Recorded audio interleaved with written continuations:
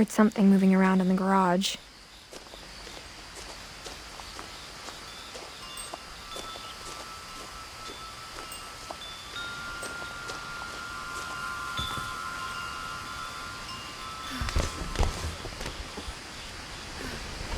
Crawling through the doggy door used to be a lot easier when I was 11.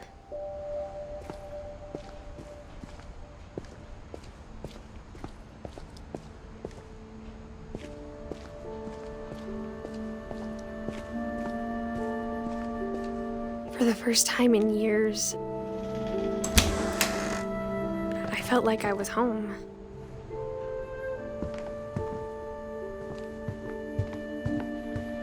The table was still a wreck from the night we left.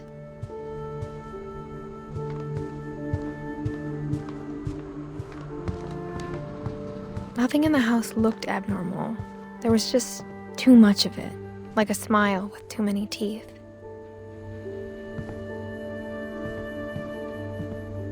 A lot of things got left behind in the whirlwind of that last night.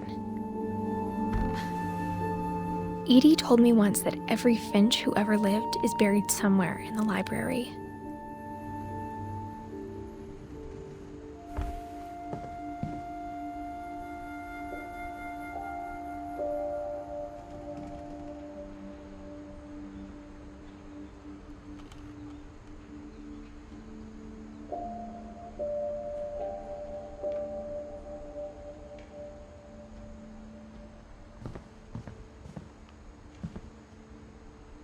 After Milton disappeared, Mom sealed up all the bedrooms. Then Edie retaliated and drilled peepholes.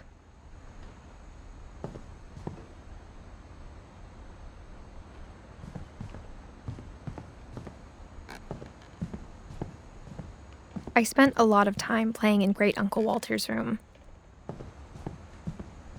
Lewis told me there were secret passages, but I never believed him.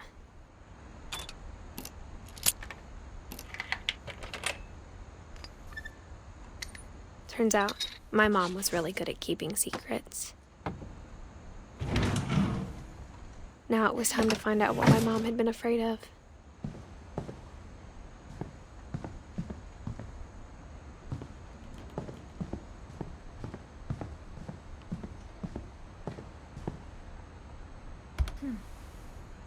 Molly always seemed like a girl I could imagine being friends with, if she hadn't died in 1947.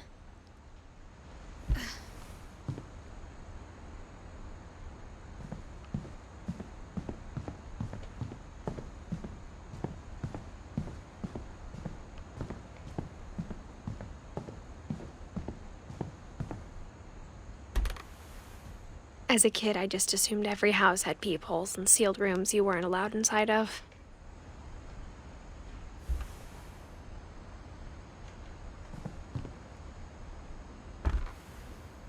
My Grandpa Sam spent 7 years sharing a room with his dead brother, Calvin.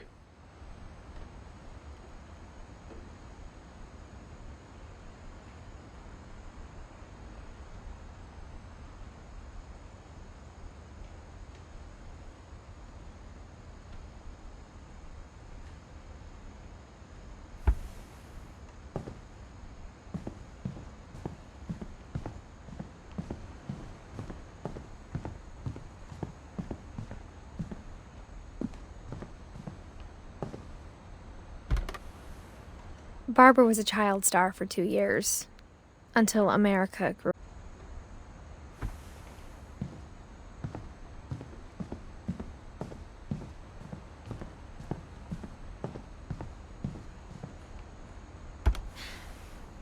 The last time I was in Edith Sr.'s room, I was 10 and she was painting my portrait.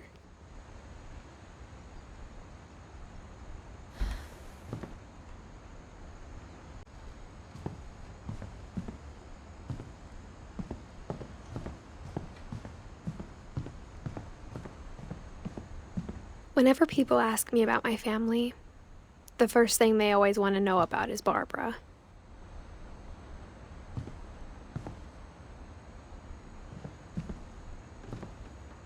Edie's father, Odin, built the original house.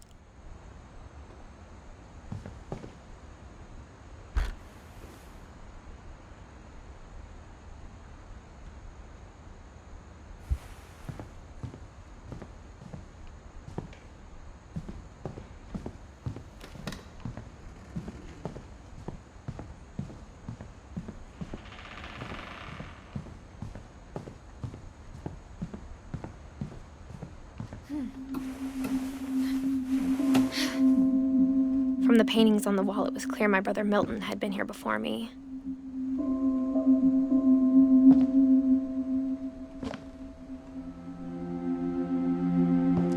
Reading this, maybe it sounds like I had a plan.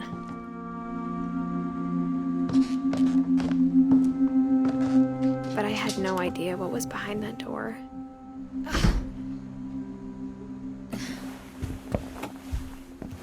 Just like I had no idea where all this was gonna lead. I grew up looking at Molly's gerbil had a tiny bedroom with its own even tinier gerbil cage. Being inside for the first time, I felt like I'd stepped behind a painting.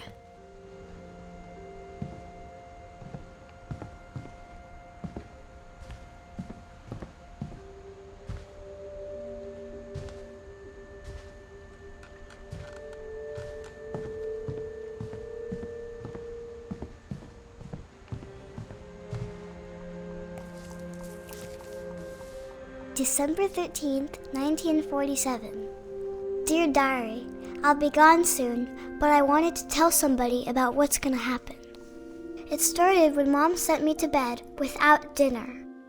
I woke up and I was starving, so I looked around for something to eat.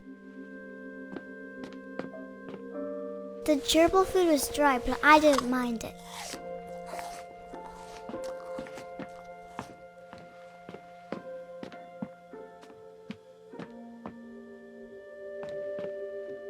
My Halloween candy was all gone.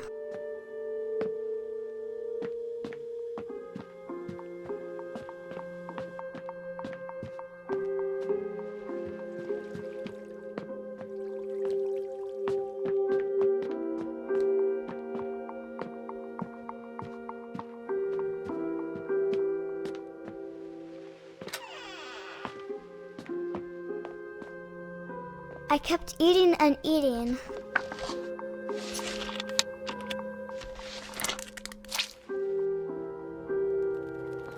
I ate a lot of things that night.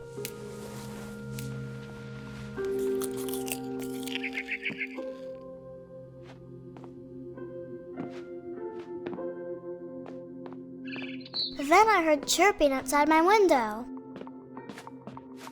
It was a barn swallow going back to her nest.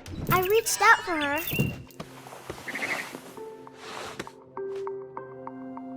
And suddenly, I was a cat.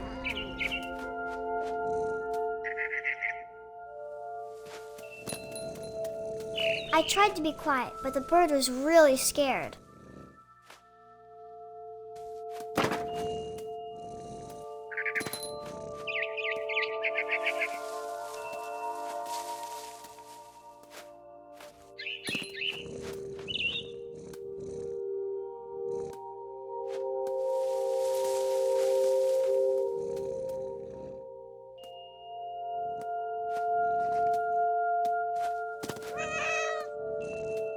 Mom and Dad didn't even look at me.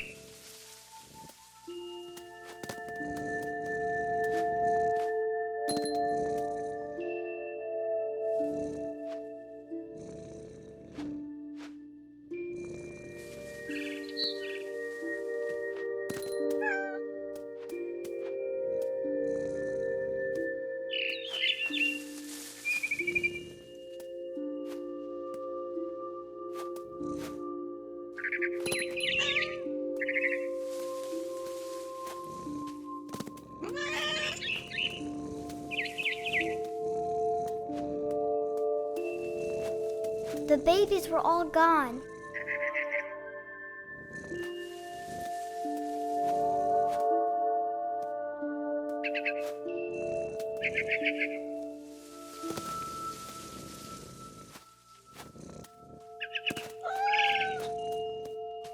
I jumped and I almost got her.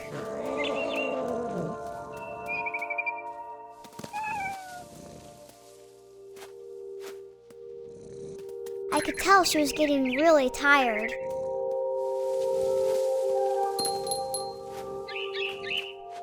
Now I was up in the big tree. I promised Dad I wouldn't climb it anymore. All I cared about was eating that mama bird.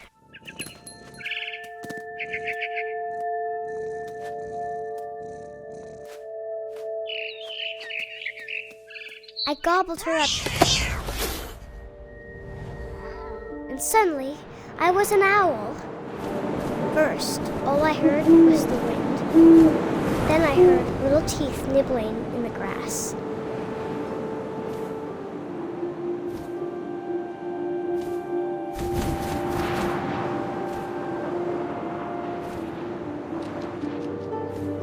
Rabbits.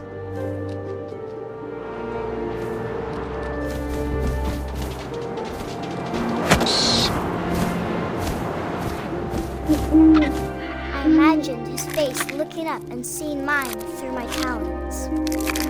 I swallowed him up, and I didn't chew one bit. Then I flew off to find something bigger.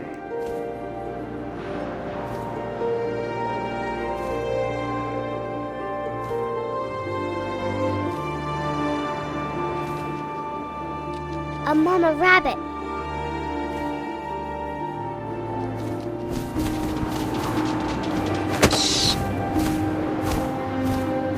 She was almost too big to carry.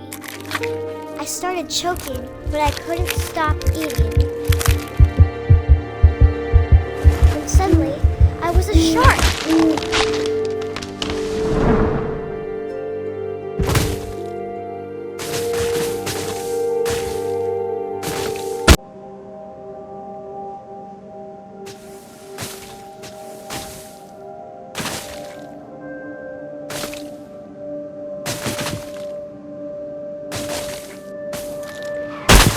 I rolled off a cliff and into the ocean. Now, I was hungrier than ever.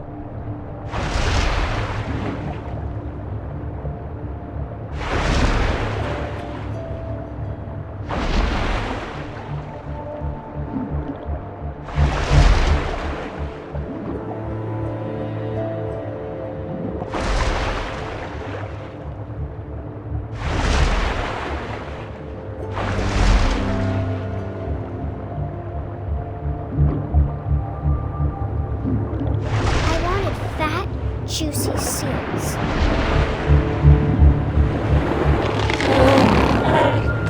I tore off her flipper and it tasted really good.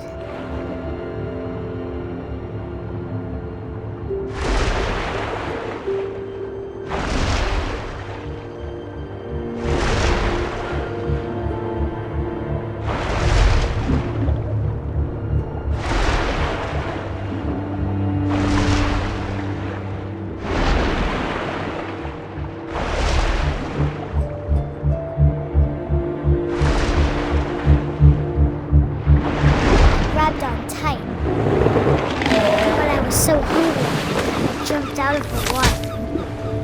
When I opened my eyes, everything had changed.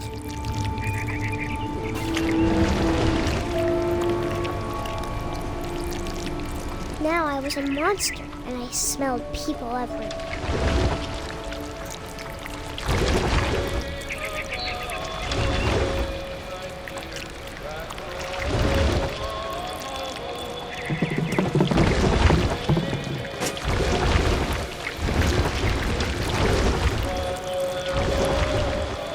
I was big, but I moved real quiet.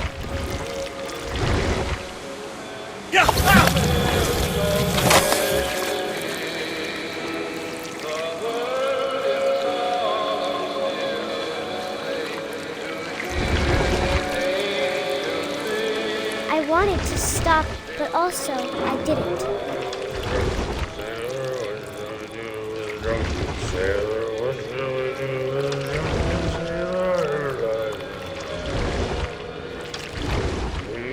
Belly with a rusty razor, belly with a rusty razor, belly with a rusty razor.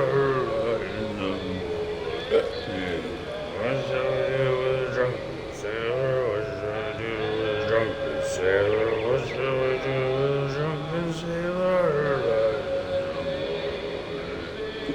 Put him in the captain's star, put him in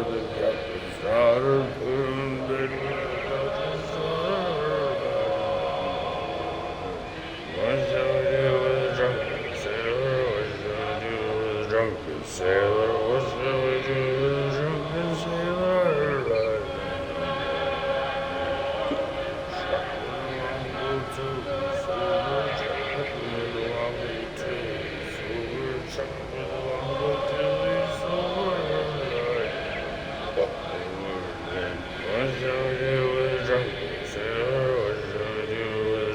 Sailor, what shall we do with a drunken sailor alive in the morning? Put him in the scuppers with a hose pipe, put him in the scuppers with a hose pipe, put him in the scuppers with a hose pipe, alive in the morning. What shall we do with a drunken sailor? What shall we do with a drunken sailor? What shall we do with a drunken sailor alive in the morning? Heave-ho, she rises, heave-ho, she rises, heave-ho, she rises early in the morning.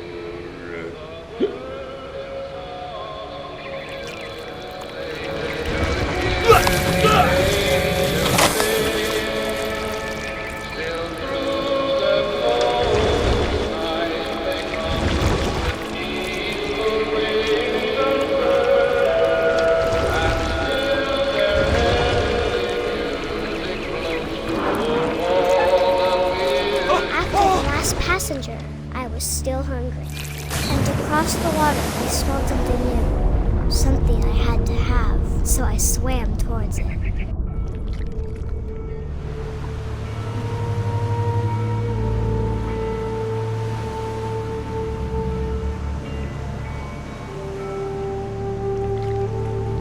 I slithered onto the sand, and the good smell went into an old pipe.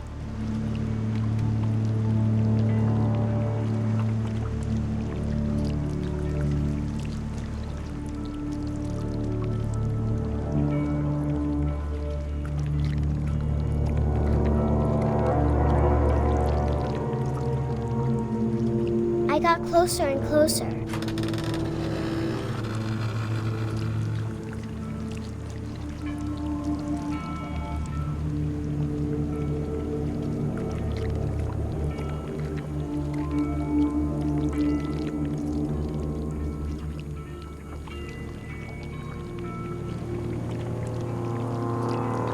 All of my stomach started growling.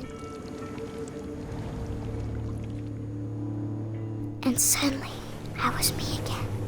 I held my breath for a long time, but I couldn't hear anything. I think it's waiting for me to fall asleep. But it's not going to wait much longer. It needs to feed, and we both know I will be delicious.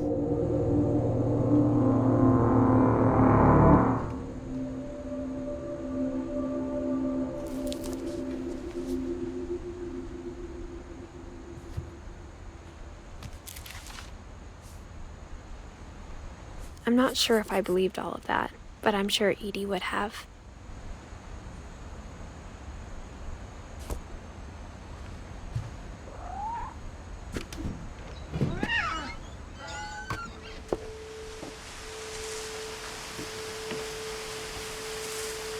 This will be obvious later, but my mom never told me any of these stories. Edie would have, but Mom didn't like bringing up the past. Though, when we adopted a stray kitten, she was the one who named it Molly. I spent a lot of time in Great-Grandma Edie's room.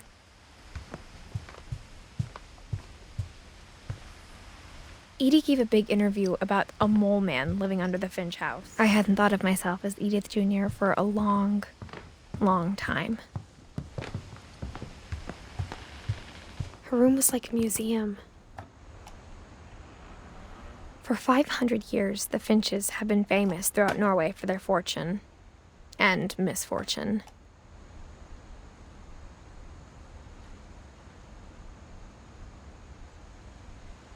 Odin Finch buries the latest victims of the family curse. On January 7th, 1937, he set sail with his family and his house, hoping to leave the curse behind. But 40-foot waves off the coast of Washington send the house and Odin to the bottom of the sea. Odin's daughter Edie, with husband Sven and baby Molly, step ashore on their new home, Orcas Island. Odin Finch is the first to be buried in the new family cemetery. His daughter Edie is already dreaming of a new Finch house.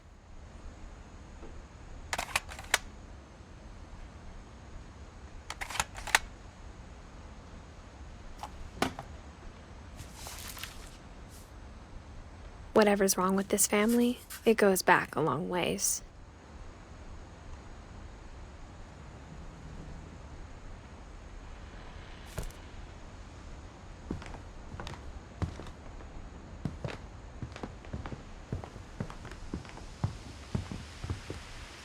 Louis died a week before we left, but Edie had already started to memorialize him.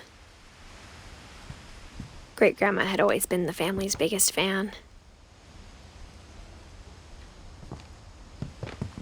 Edie knit me a new pair of gloves every year, just in time to replace the old ones.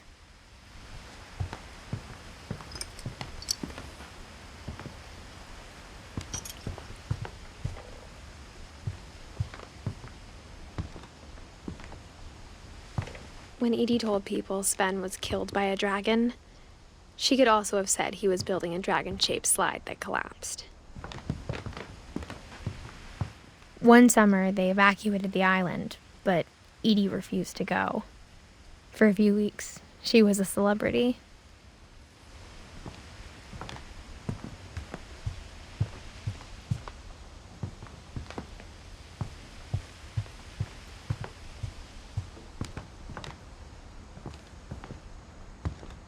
Even in her 90s, sometimes Edie seemed a lot younger than my mother.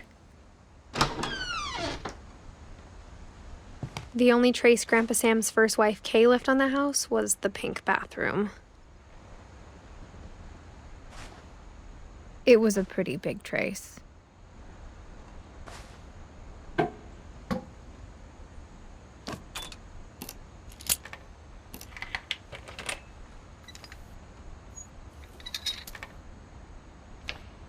There's a secret in this bathroom. It's in the last place you would look. It isn't in the cupboard. It's hidden in this book.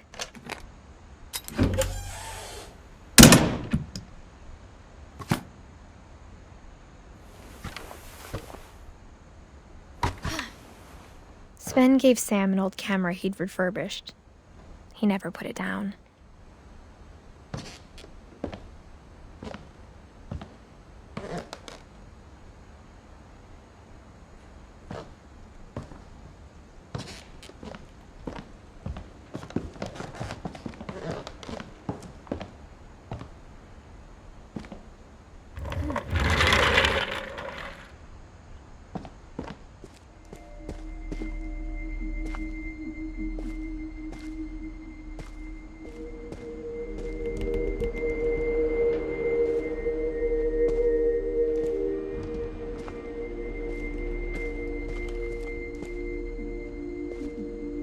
I knew Grandpa Sam had a twin.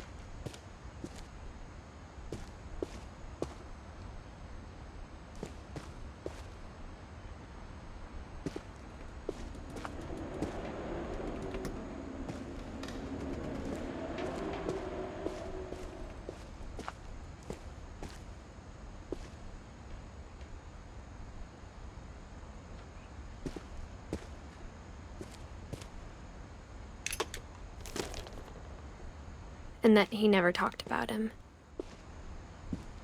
I guess my grandpa didn't like history any more than my mom did.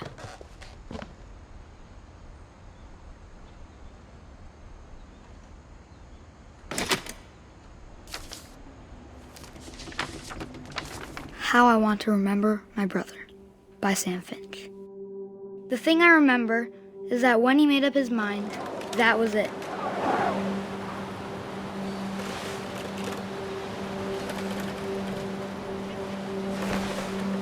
My brother said he'd die before he ate another mushroom, and he did. At Barbara's funeral, we swore we'd never be afraid again, and he wasn't. I think Calvin always wanted to fly. Sam! Calvin! Dinner's ready! Coming! But that day, he finally made up his mind to do it. I told him going around was impossible. Maybe if I hadn't said that, Calvin! I'm not gonna tell you again! maybe if the wind hadn't picked up, then maybe he'd still be here. But I doubt it.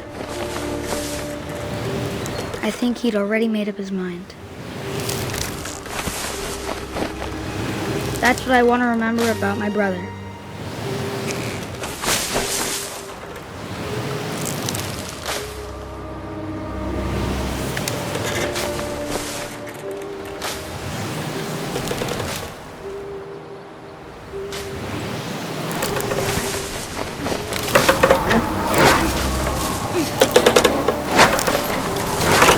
The day he made up his mind to fly. And he did.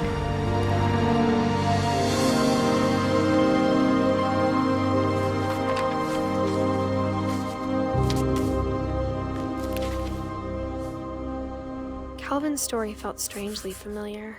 When I was younger, I remember trying to do the exact same thing.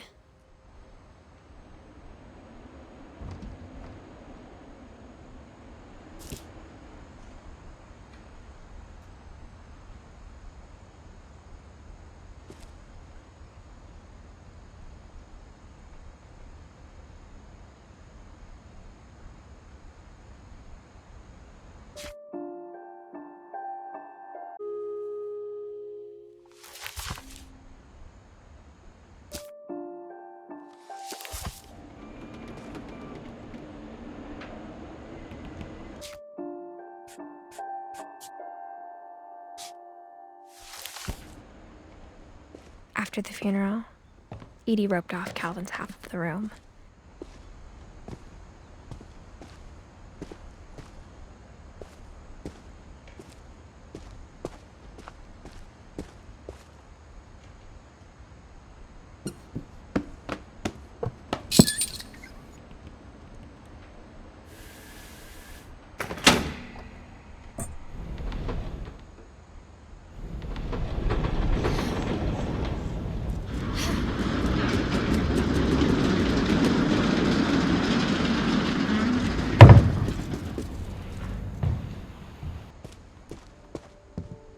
The passages were a pretty tight fit.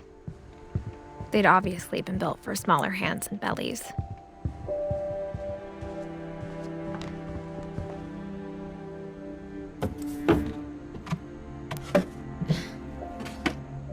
Growing up, I always thought of Barbara as a child star.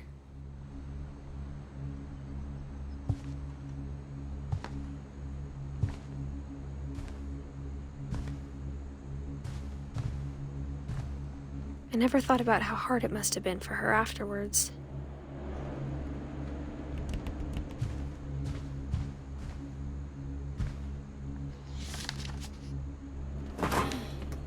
Of all the stories people wrote about Barbara's death, I'm surprised Edie saved this one.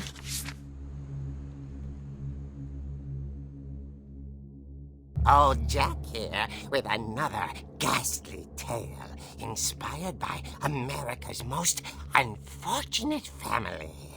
I'm calling it The Surprise Ending of Barbara Finch. As a child star, Barbara was famous for her scream. Now at 16, she was all washed up. A has-been. But But in a lucky break, she'd been asked to perform her signature scream at a local convention for monster movie fans. It was just the boost her career needed. Unfortunately, her scream hadn't aged well. Getting better.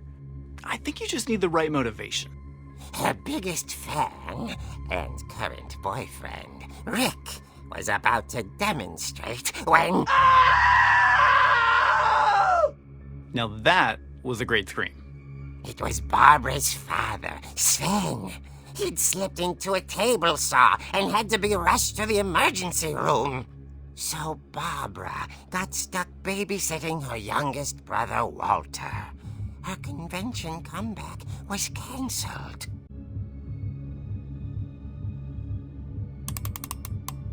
And as she wound the key, she listened for Rick, but the house was silent.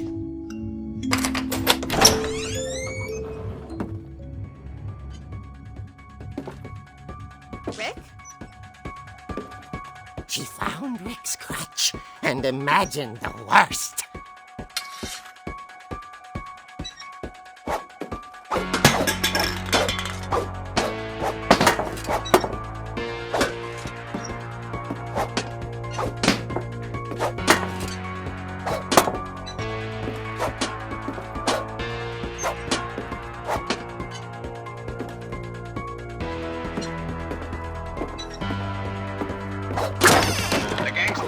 Infamous Hookman killer, Dr. Carl Hamill, who impaled and then ate his family 10 years ago tonight.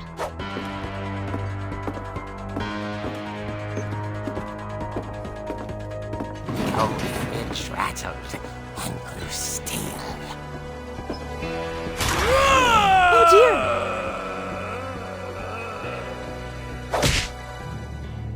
Oh! Rick? Barb, relax. I was just trying to scare you to help you find your scream. Well, I'm not scared, Rick. I'm furious. Then act furious. All I'm getting from you now is that you're hurt and confused and She threw him out, but she kept a little something to remember him by. Barb, have you seen my other crutch? And she was still holding it when she fell asleep watching the late picture show. Hours later... Barbara! Walter, what's going on up there? Ah! Okay, I'm coming up, but if this is a trick, you're dead, Walter.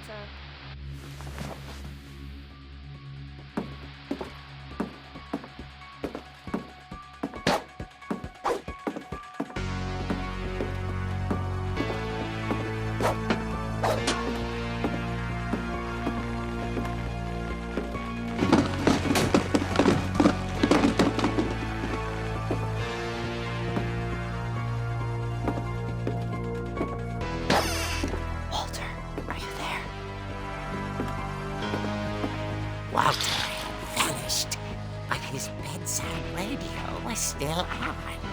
Orcas Island police describe the man as 6 feet tall, with a steel hook for a hand. Residents are urged to lock all doors and windows and notify the police of any suspicious activity.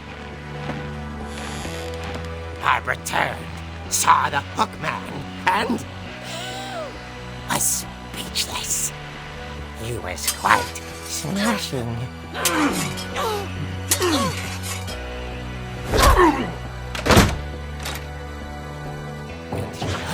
was.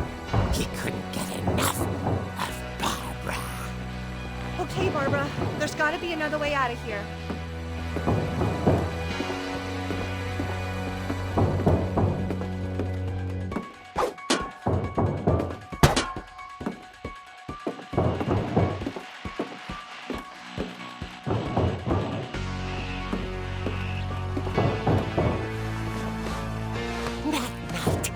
She played her part beautifully.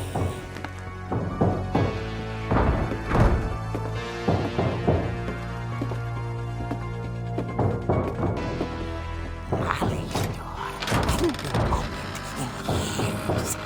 The hinges groaned.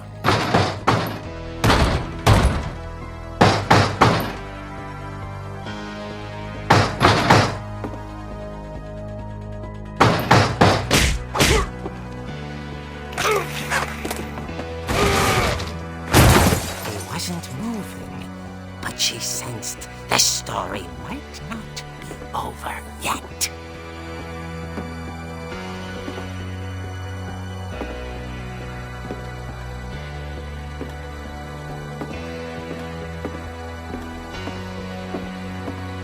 The hookman had vanished. She listened for his breathing, but all she heard was...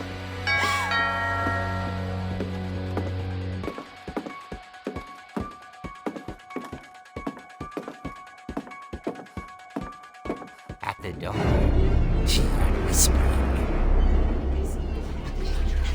It was coming from inside the house.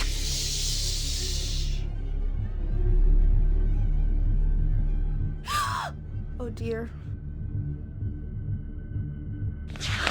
The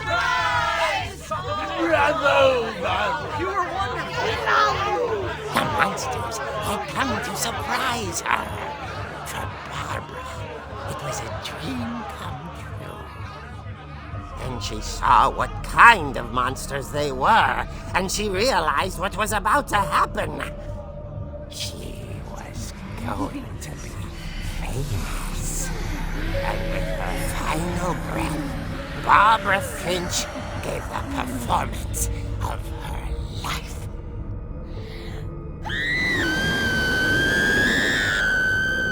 I wasn't there myself, but I hear Barbara was magnificent. Poor girl. She had a taste for stardom. But unfortunately, so did her fans. Of course, the police blamed it all on poor Rick, who disappeared the same night. And little Walter? Hiding under his bed the whole time.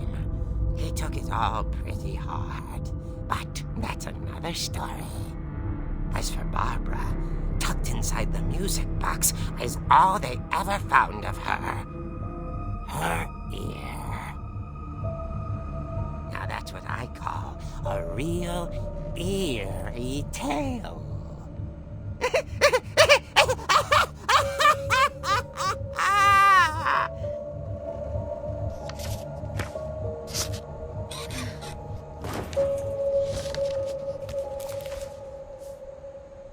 Edie told me all Barbara wanted was to be remembered, as absurd as that comic was. Maybe what Edie saw was a happy ending.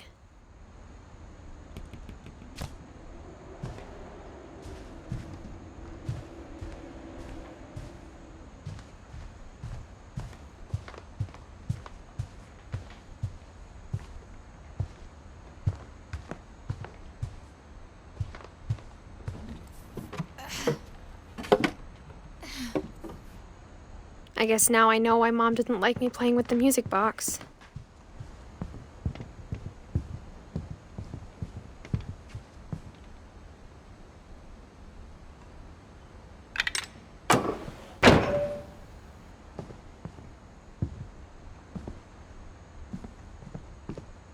Mom must have locked the third floor stairs on the night we left.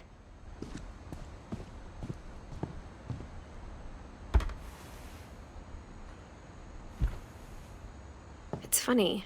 All those times I played with the music box and never found the basement key.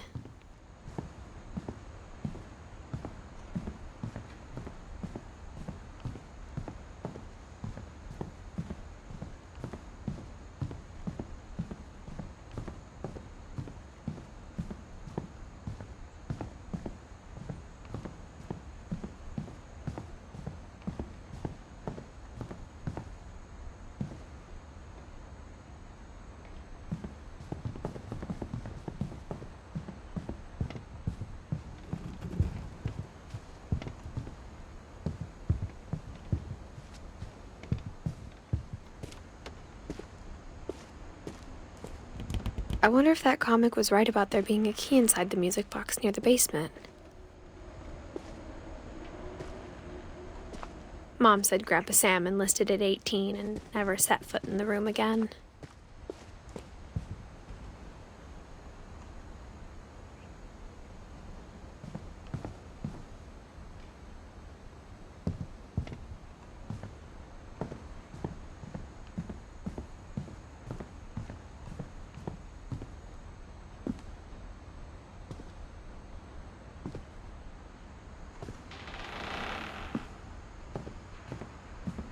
My mom wasn't much of an optimist, but she never stopped believing that my brother Milton was alive.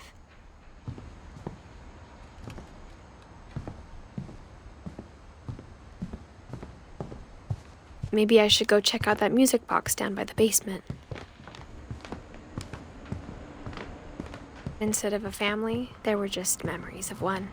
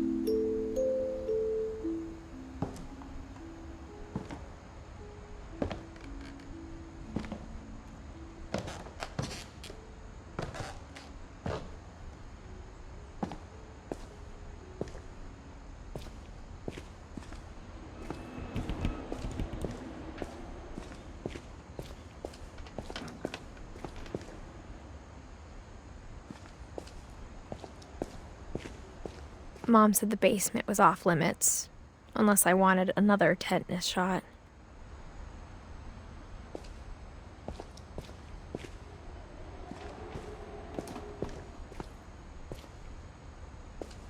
I saw Edie sneak down to the basement once, carrying packages. I thought maybe she was hiding presents. It turned out she was hiding a lot more than that.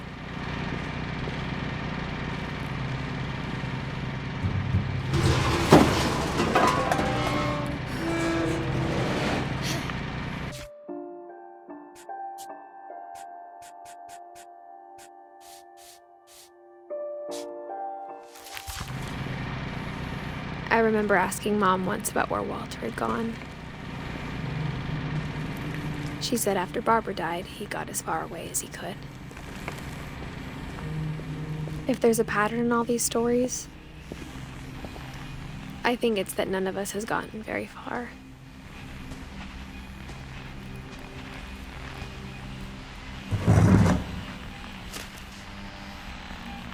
Goodbye, everyone. I can't believe I've been down here for 30 years. On that first day, after the shaking started, I didn't think I'd survive a week.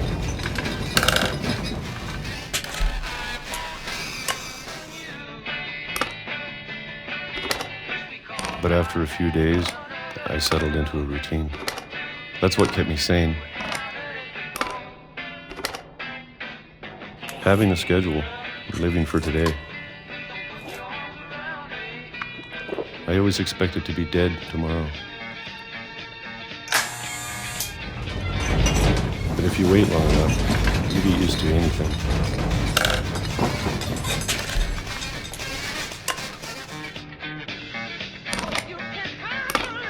Even a monster on the other side of a door starts to feel normal.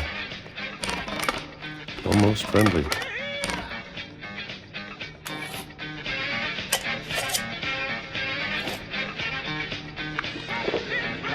And then one day, everything just stopped. Whatever that thing was, it was gone. Maybe it got tired of waiting.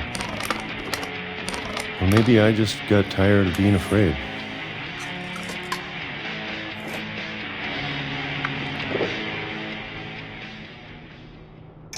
It's been a week now, the longest in 30 years. I'm done waiting. I have to leave while I still can.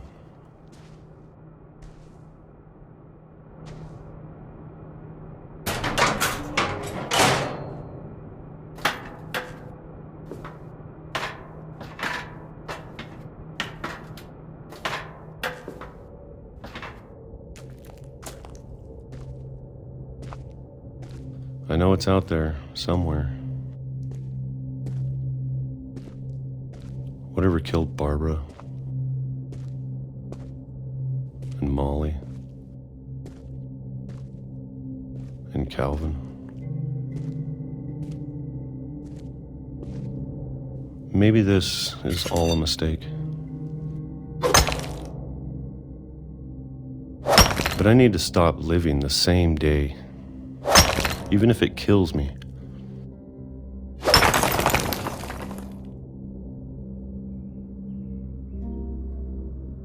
Whatever's out there, I want you to know I'm ready for it.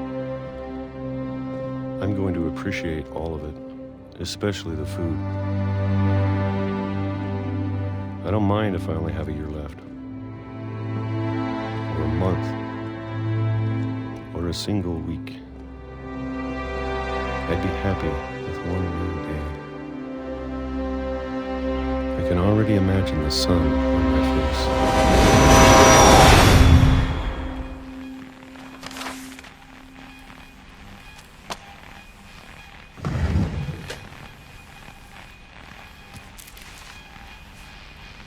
Walter died when I was 6. I can't believe my mom never told me he was down here.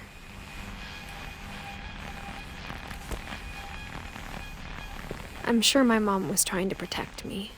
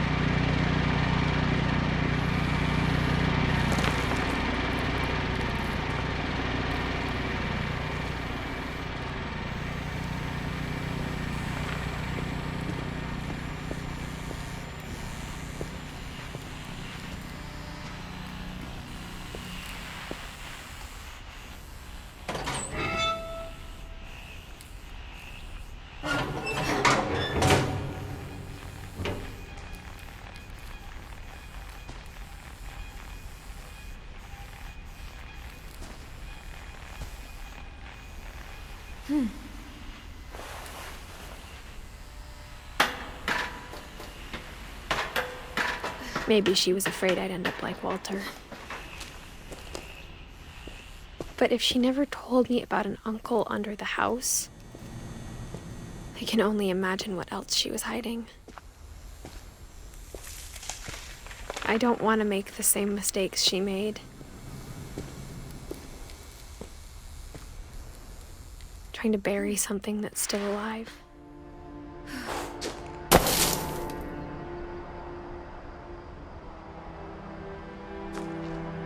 Now that there's only one of us left, or maybe two, I thought it was time I heard the stories for myself and found out what happened to everyone else. But now I'm worried the stories themselves might be the problem. Maybe we believed so much in a family curse, we made it real.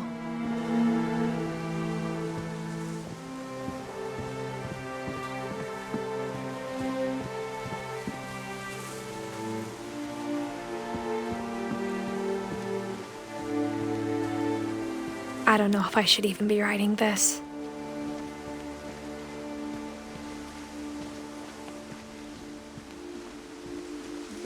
Maybe it'd be better if all this just died with me.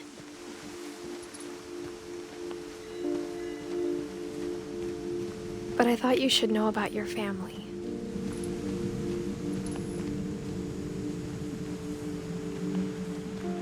And the history you're a part of.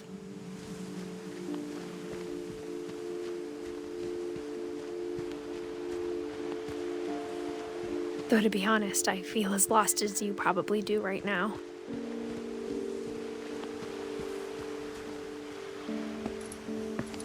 I think the people in these stories believed them, for what that's worth.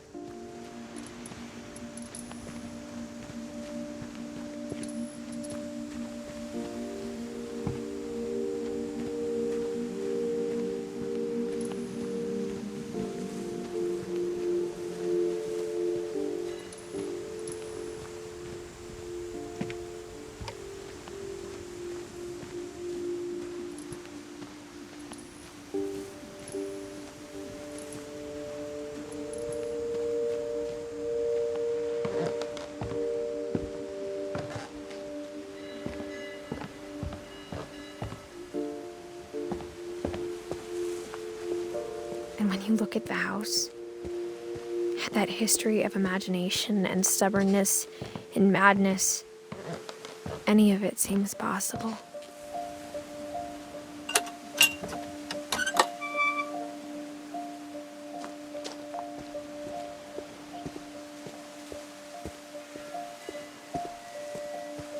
I think we've been surrounded by death for so long, we've just gotten used to it. What kind of family finishes building a cemetery before starting the house?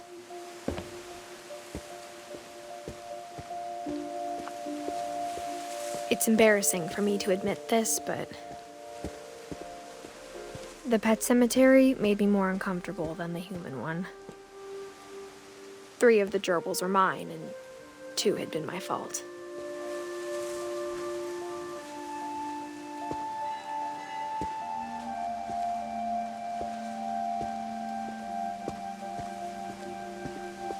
Sven built the house, but it was Edie who designed the cemetery.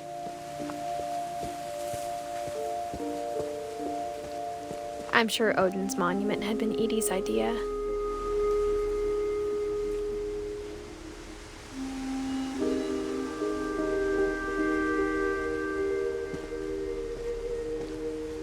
My mom was always trying to move on, but for Edie, the past never went away.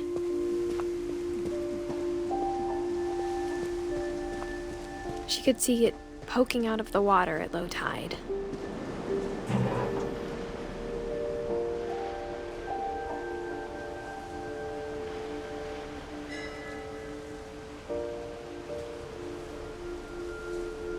Edie said she dreamed about the old house every night.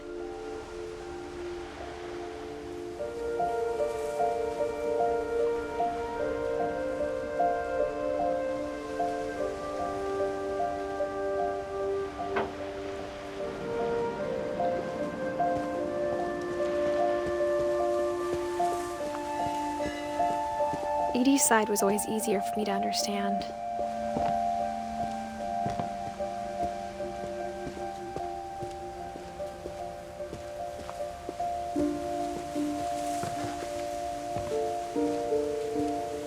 But the older I get, the more I can see where my mom was coming from. Her dad had been pretty strict, but it wasn't enough to save her brothers. She was just trying to do better. She lost 2 of her brothers, just like I did. I get why she tried so hard to protect us. There's so many things I wish I could ask my mom now. Part of me thinks this is what she wanted all along. For me to come back someday and find everything out for myself.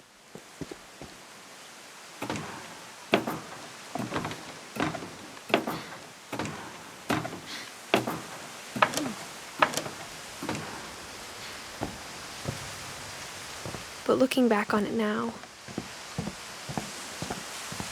if she told me there was going to be so much climbing, I never would have come when I was 22 weeks pregnant.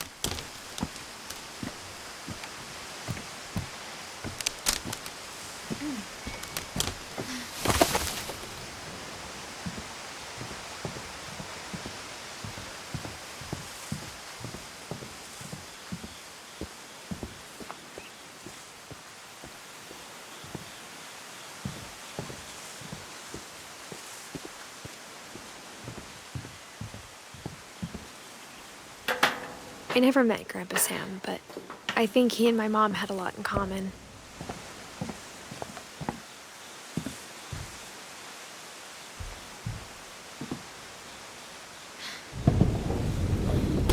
They were both pretty intense.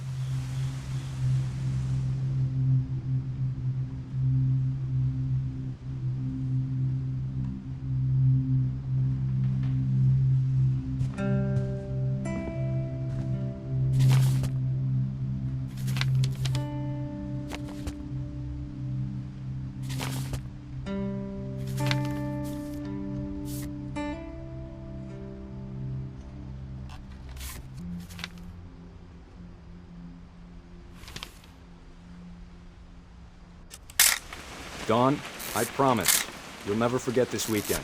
Yes, sir. These memories are gonna last a lifetime. Am I gonna have to shoot anything? It's a hunting trip, Dawn. Shooting is strongly encouraged. Shouldn't we be leaving? Just want to get a shot of you, Dawn, then we can take off. I'm over here, Dad.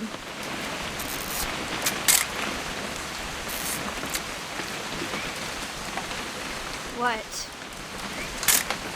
Perfect. It's gonna rain the whole weekend, isn't it?